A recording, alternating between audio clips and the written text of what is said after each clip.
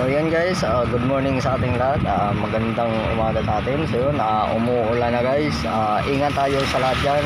Sana maging maayos ang inyong kalagayan dyan. So yun, shoutout ko lang lahat ng mga followers ko, sa mga bagong followers ko at sa mga sumusuporta sa akin. So yun, good morning sa ating lahat. So yun, ayun guys, umuulan na. So hope na nasa magandang kalagayan lang kayo.